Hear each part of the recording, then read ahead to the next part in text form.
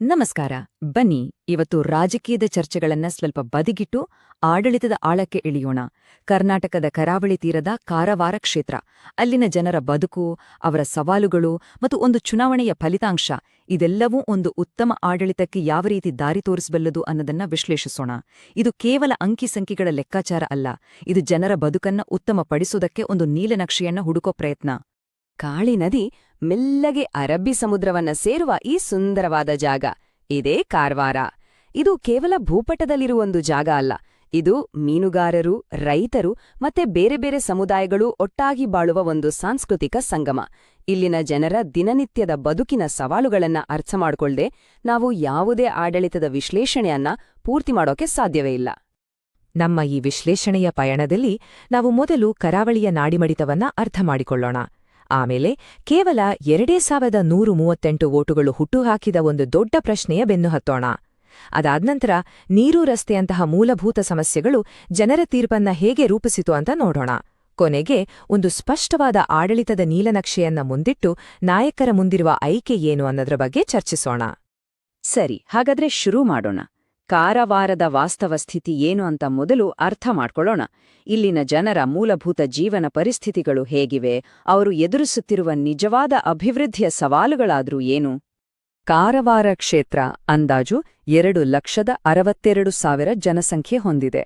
ಇದ್ರಲ್ಲಿ ಗಮನಿಸಬೇಕಾದ ಅಂಶ ಅಂದ್ರೆ ಸುಮಾರು 60% ಜನ ಗ್ರಾಮೀಣ ಭಾಗದವರು.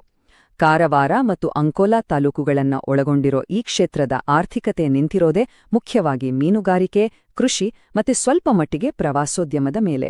ಆದ್ರೆ ಈ ಆರ್ಥಿಕತೆಗೆ ಬೆನ್ನೆಲುಬಾಗಿ ನಿಲ್ಬೇಕಾದ ಮೂಲ ಸೌಕರ್ಯ, ಅದರಲ್ಲೂ ರಸ್ತೆಗಳು ಮತ್ತು ನೀರು ತೀರಾ ಹದಗೆಟ್ಟಿವೆ.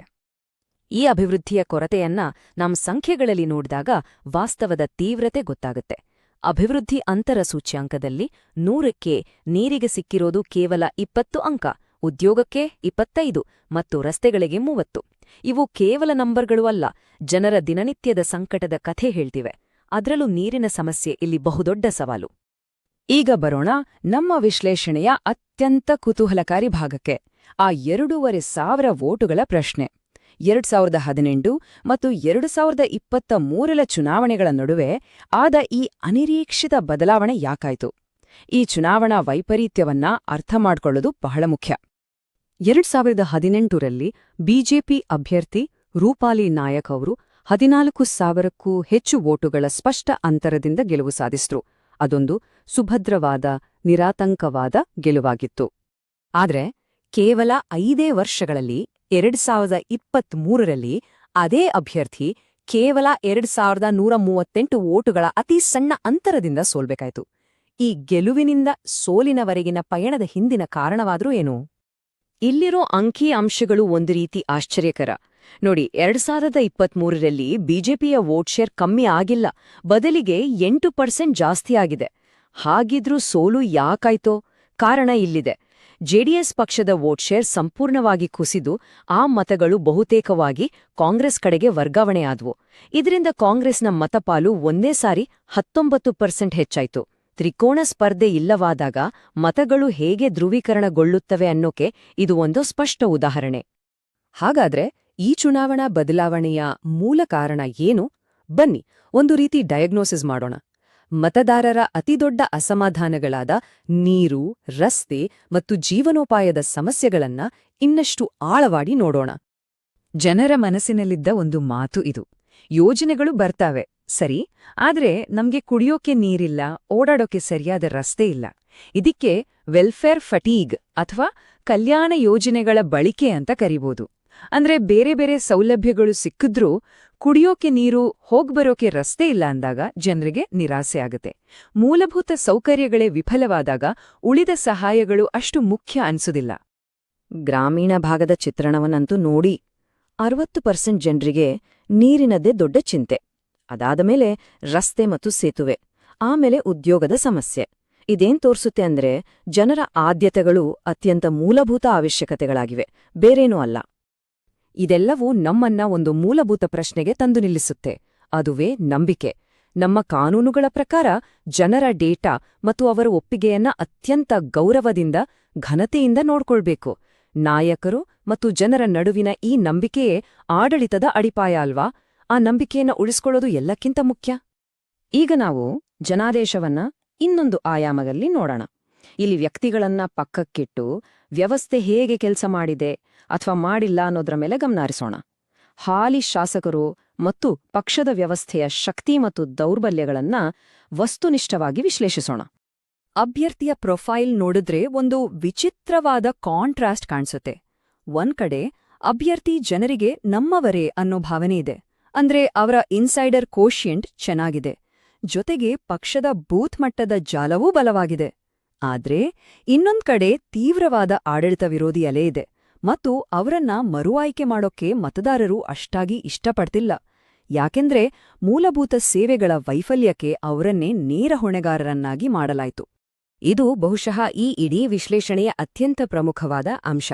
ಚುನಾವಣೆಯ ಸೋಲು ಆಗಿದ್ದು ಕರಾವಳಿ ಪಟ್ಟಣಗಳಲ್ಲ, ಅದು ಆಗಿದ್ದು ಒಳನಾಡಿನ ಕೃಷಿ ಹಳ್ಳಿಗಳಲ್ಲಿ, ಎಲ್ಲಿ ನೀರಿನ ಸಮಸ್ಯೆ ಮಿತಿ ಮೀರಿತ್ತೋ ಅಲ್ಲಿ.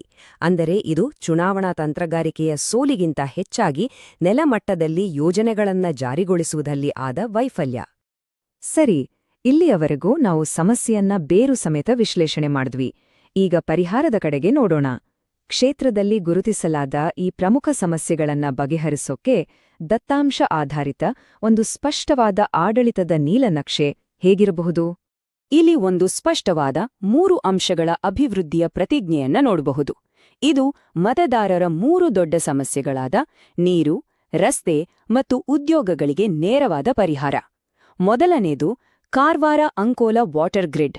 ಎರಡನೇದು ರಾಷ್ಟ್ರೀಯ ಹೆದ್ದಾರಿ 66 ಮತ್ತು ಕಾಳಿ ಸೇತುವೆಯ ನವೀಕರಣ. ಮೂರನೇದು ಕಾರವಾರ ಕೌಶಲ್ಯ ಮತ್ತು ನಾವೀನ್ಯತಾ ಪಾರ್ಕ್. ಮೊದಲನೇದಾಗಿ ವಾಟರ್ ಗ್ರಿಡ್ 50 ಕೋಟಿ ಹೂಡಿಕೆ. ಸಮಯ ತಗೊಳ್ಳೋದು 1 ವರ್ಷದಿಂದ 1.5 ವರ್ಷ. ಆದ್ರೆ ಇದರ ರಿಟರ್ನ್ ಏನೋ? ನಗರ ಮತ್ತು ಹಳ್ಳಿಗಳಿಗೆ 24 ಗಂಟೆಯೂ ಸುರಕ್ಷಿತ ಕುಡಿಯೋ ನೀರು, ಜೊತೆಗೆ ಸಾವಿರಾರು ರೈತರಿಗೆ ನೀರಾವರಿ ಸೌಲಭ್ಯ. ಇದು ಜನರಿಗೆ ನೇರವಾಗಿ ಸಿಗುವ ಅಳೆಯಬಹುದಾದ ಲಾಭ. ಇನ್ನು ಎರಡನೇ ಮತ್ತೆ ಮೂರನೇ ಅಂಶಗಳು ರಸ್ತೆ ಮತ್ತು ಉದ್ಯೋಗಕ್ಕೆ ಸಂಬಂಧಿಸಿದ್ದು. ಕಾಳಿ ಸೇತುವೆಯನ್ನ ಬಲಪಡಿಸಿ ಹೆದ್ದಾರಿಯನ್ನ ನವೀಕರಿಸೋಕೆ 40 ಕೋಟಿ ರೂಪಾಯಿಯ ಯೋಜನೆ. ಹಾಗೆಯೇ ಪ್ರತಿ ವರ್ಷ 500 ಯುವಕರಿಗೆ ತರಬೇತಿ ಕೊಟ್ಟು ಹೊಸ ಉದ್ಯಮಗಳನ್ನ ಸೃಷ್ಟಿಸೋಕೆ 15 ಕೋಟಿ ರೂಪಾಯಿ ವೆಚ್ಚದಲ್ಲಿ ಒಂದು ಕೌಶಲ್ಯ ಪಾರ್ಕ್. ಇದೆಲ್ಲ ಸೇರಿ ಒಂದು ಸಮಗ್ರ ಅಭಿವೃದ್ಧಿಯ ದೃಷ್ಟಿಕೋನವನ್ನ ಕೊಡುತ್ತೆ. ನೋಡಿ, ಮಾಹಿತಿ ಇರುವ ಸಾರ್ವಜನಿಕ ಮಾತುಕತೆ ಅನ್ನೋದು ನಮ್ಮ ಸಂವಿಧಾನದ ಒಂದು ಬಹುದೊಡ್ಡ ಮೌಲ್ಯ. ಈ ರೀತಿ ಫ್ಯಾಕ್ಟ್ಸ್ ಇಟ್ಕೊಂಡು ಯೋಜನೆಗಳನ್ನ ಮುಂದಿಟ್ಟಾಗ ಅದು ನಾಗರಿಕರನ್ನ ಸಬಲರನ್ನಾಗಿ ಮಾಡುತ್ತೆ. ಅಷ್ಟೇ ಅಲ್ಲ, ರಾಜಕೀಯ ಚರ್ಚೆಯನ್ನ ವದಂತಿಗಳ ಮಟ್ಟದಿಂದ ಮೇಲೆಕೆತ್ತಿ ಜವಾಬ್ದಾರಿಯುತ ಆಡಳಿತಕ್ಕೆ ದಾರಿ ಮಾಡಿಕೊಡುತ್ತೆ. ಈಗ ನಮ್ಮ ವಿಶ್ಲೇಷಣೆಯ ಕೊನೆಯ ಹಂತಕ್ಕೆ ಬಂದಿದ್ದೀವಿ. ಕಾರವಾರದ ಈ ಕೇಸ್ ಸ್ಟಡಿಯಿಂದ ನಾವು ಕಲಿಬೇಕಾದ ಪಾಠವಾದ್ರೂ ಏನು? ಹಾಗಾದ್ರೆ ನಾಯಕರ ಮುಂದಿರೋ ದಾರಿ ಯಾವುದು? ಕೊನೆಯದಾಗಿ ಒಂದು ಪ್ರಶ್ನೆ ನಮ್ಮೆಲ್ಲರನ್ನೂ ಕಾಡಬೇಕು. ಅಧಿಕಾರ ಮತ್ತು ಭರವಸೆಗಳ ನಡುವೆ ಇರುವ ನಿಜವಾದ ಸೇತುವೆ ಯಾವುದು? ಅದು ನೆಲದ ಮೇಲೆ ಮಾಡಿದ ಕೆಲಸವೇ? ನಮ್ಮ ರಾಜಕೀಯ ಜಾತಿ ಧರ್ಮದ ಗುರುತುಗಳನ್ನ ಮೀರಿ ಕಾರ್ಯಕ್ಷಮತೆ ಆಧಾರಿತ ಜನಾದೇಶದ ಕಡೆಗೆ ಸಾಗ್ತಿದ್ಯಾ? ಪ್ರತಿಯೊಬ್ಬ ನಾಯಕರು ಈ ಪ್ರಶ್ನೆಯನ್ನ ತಮಗೆ ತಾವೇ ಕೇಳಿಕೊಳ್ಳಬೇಕಾದ ಸಮಯವಿದು. ನೀವು ಜನಕೇಂದ್ರಿತ ನಾಯಕರಾಗಲು ಮತ್ತು ನಿಮ್ಮ ಕ್ಷೇತ್ರವನ್ನು ಉನ್ನತೀಕರಿಸಲು ಬಯಸಿದರೆ blueprintstrategies.ai ಅನ್ನು mgr@blueprintstrategies.ai ನಲ್ಲಿ ಸಂಪರ್ಕಿಸಿ ಅಥವಾ 08042041602ಕ್ಕೆ ಕರೆ ಮಾಡಿ. ರಾಜಕೀಯವನ್ನು ಮೀರಿದ ಉದ್ದೇಶ